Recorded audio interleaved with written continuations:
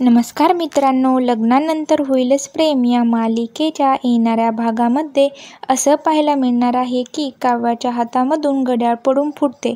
तर तेव्हा पार्थला मानिनी विचारते, कशाची काच फुटली? तेव्हा पार्थ म्हणतो, अगं आई, माझ्याकडे आज एक क्लायंट आले होते ना, त्यांनी आमच्या दोघांसाठी घड्याळ गिफ्ट केलं होतं. तर काव्य ते पाहत असताना त्यांच्या हातामधून माझं घड्याळ पडलं.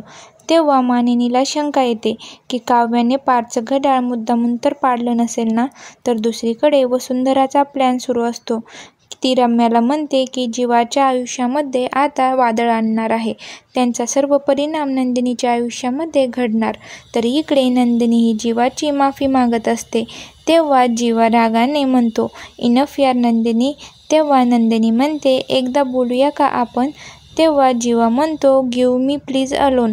तर आता जीवाच्या आयुष्यामध्ये वसुंधरा आणणार का नवीन वादळ, हे पाहणं खूपच रंजक ठरणार आहे. अशाच मालिकेचे नवनवीन व्हिडिओ पाहण्यासाठी चॅनलला लाईक, शेअर आणि सबस्क्राईब नक्की करा.